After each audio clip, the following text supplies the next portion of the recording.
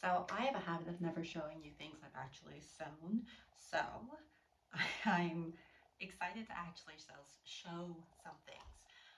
So I said I wanted to get these things done in 3 days. I didn't end up doing it in 3 days. I took one extra day, but that's just because I decided to put snaps that I needed to be hammered on one of the shirts, and I didn't want to do that late at night on the third day.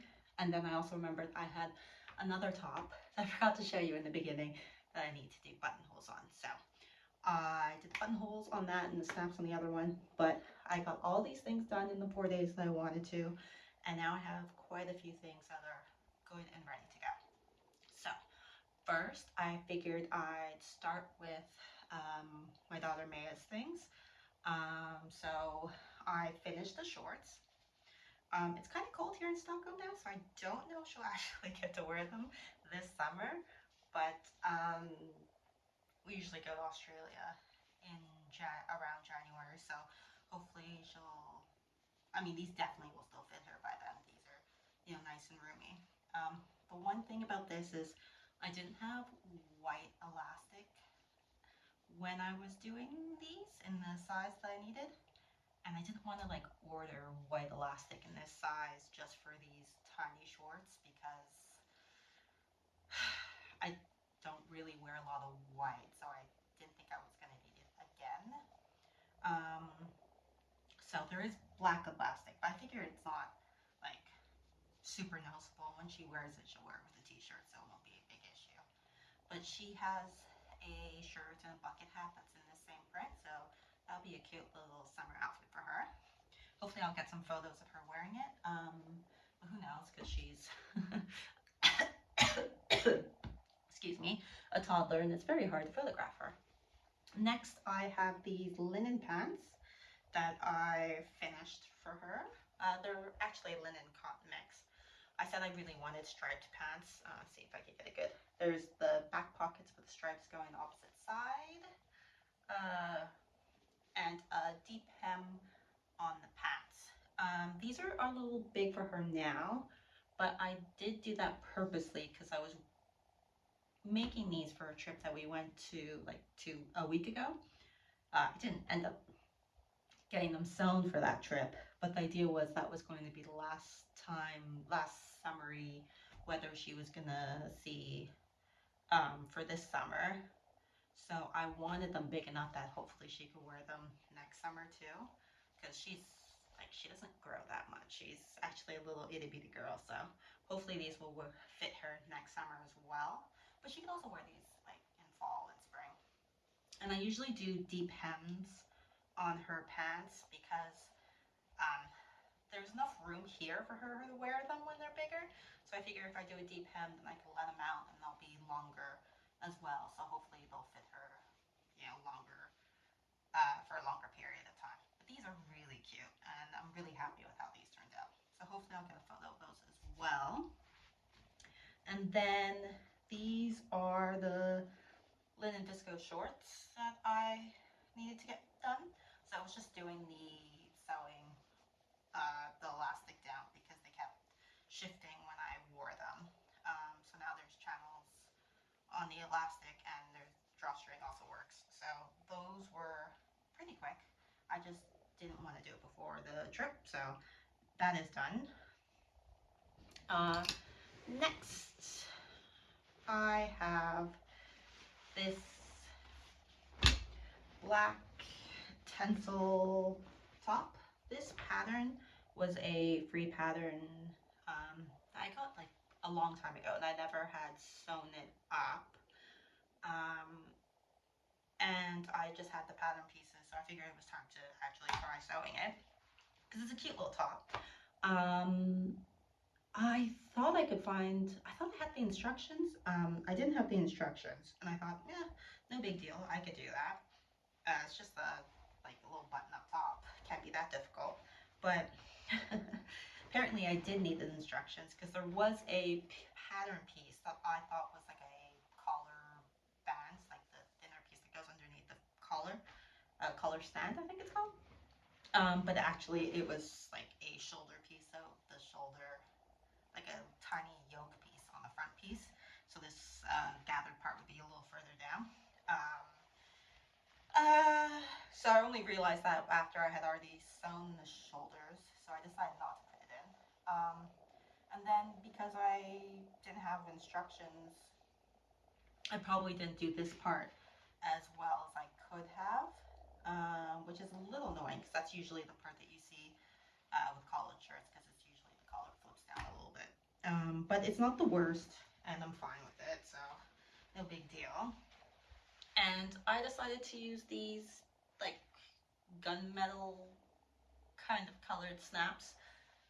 The original idea was to have the kind of snaps that you don't see from the front, but I had done another top with those kind of snaps, and I just didn't want to do them again. And I had bought this snap kit with like a whole bunch of different types of snaps like a month ago, so I figured it would be good to try to test it out. I was in between black snaps and these kind of gunmetal ones. But I figured the black ones looked a little cheap.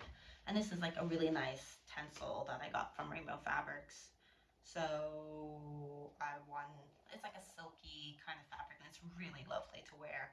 So I wanted it to look a little better than the black kind of, like, they are black metal, but they look a little plasticky. So I chose these gunmetal ones.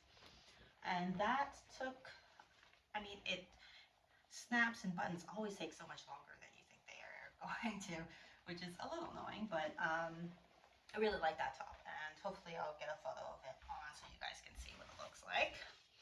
And then I have this pleated top. I don't know, I probably should go like this side.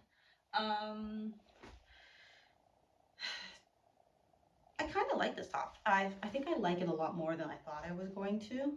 I mentioned that I wasn't a huge fan of the print of the stripes, the colors of the stripes on this fabric, which I initially bought for my daughter.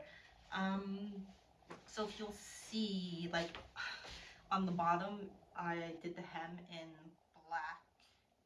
Oh, that's a little wonky, Thomas. Kind of have to fix that. Black. Because the general idea, because I thought I didn't like the colorway, I initially planned to dye it black. So, I sew with polyester thread, so it doesn't take in the dye. And this is cotton, so I just use a cotton dye. So I sewed it in the black, and I just had the armholes and the neckline to do last, which I did like yesterday or 2 days ago. But once I kind of did the pleats and made the top, I think I kind of like it. Like, it'll definitely get somewhere. In just like this. So when I did the armholes, I actually did it in the purple because I thought that would look better. So I'll definitely wear it like this for a while, and then if I ever decide to do it in black, I'll just have to do the armholes and the neckline. But it's actually a really cute top. I'm really happy with how it turned out. Then I have them all on hangers here for some reason, because I actually ironed them before I decide to show them to you. This is just a lantern sleeve cotton poplin top. I don't have a lot of white tops. I don't like wearing white really, or I didn't used to, because I'm a messy person, and then they get dirty really quick, and then you have to take special care to wash them. So I really just don't have a lot of white clothes. I say as I'm wearing white, and so 2 white shirts to show you guys. But I started wearing more white, and so I thought I really needed a crisp white top. But I didn't want it to be too boring, so I did this with the lantern sleeve. The buttons, like I said, always take longer than you think they are going to take. But they're like these glass buttons, which are a little yellowy, which bothers me a little bit. I didn't want to buy new buttons for any of these projects because I have a huge stash of buttons. I got one of those giant bags that you sometimes see at charity shops, and I have like buttons galore now. But the buttons I had saved for this top, I accidentally used on the other top. And they're more of a white. So I didn't actually have white buttons for this top, like enough white buttons for this top. So I used these and they're fine. I mean, they just kind of annoy me because I know I could have used white, but I was being lazy, so I didn't. But it's one of those things I'll probably get over like in no time at all. But that is done. Then I have this top. Oops. Oh, it's all stuck in jumbled. So this was a top I had made probably like 8 years ago, and I never finished because I decided I kind of didn't like it. But I finished it now, so it's done. It's okay. I think I will wear it a little bit, but you know, sometimes you win and sometimes you don't when you sew for yourself and you kind of sew on whims and whatever like tickles your fancy. But with I didn't want to just bin it. That felt very wasteful. So at least now it's finished. So I'll probably wear it. And then if I really don't like it, now I can at least donate it because it's a finished top and it might not end up in a landfill. So that's a win for me. But yeah, I mean, it's a cute little peplum top. Okay, sorry about that. There's just like a loud noise outside, so I stopped for a second to see what it was. So I'll start over. This is an Augustina top. This is also an Augustina top, actually. I use the pattern whenever, it's a free pattern from the fabric store, and I use it whenever I just want a boxy top. It comes with a arm cuff, just like another piece. Sometimes I use that, and sometimes I just extend the actual front pieces so they're a little wider, like around the same width it would be with the arm cuff. But that's what this is, and this I just added a button band down the front. The initial idea for this tablecloth was to be like a bowler shirt, but I didn't have enough fabric and in the tablecloth, or they wouldn't be positioned. The cross stitch parts wouldn't be positioned where I wanted them to kind of be, so I had to shift kind of my plans for the tablecloth, and I just made this. This I think is just like a very cute little top. So these are the buttons I was talking about that were actually saved for the other top, but yeah, I mean, if I had to choose which one would have white buttons and which would have the off-white buttons, I'd probably pick this one to have the white buttons. But I'm kind of contemplating doing a little cross stitch on the button band just because right now I feel like it's a little too white and crisp going down the middle of the top. But yeah, this was just putting the buttons on. Haven't quite mastered the buttonhole setting on my machine. I have like a Singer Heavy Duty, which I bought when I moved to Stockholm, because my other sewing machine broke right before we moved to Stockholm, so I'm just not used to it yet and what I need to do, and because I did this button band first, and I found that the bottom side of the button looked crisper and cleaner than the front top side. And so on the other one, I did the opposite. I sewed the button from the bottom side, like facing up, so that the crisper side would be on the front of the button band. And for that one, it turned the opposite way around. So I really don't know what was going on or what settings I did differently. I think I did the same settings. So yeah, it's just a little annoying that on this one, the bottom looks nicer than the top.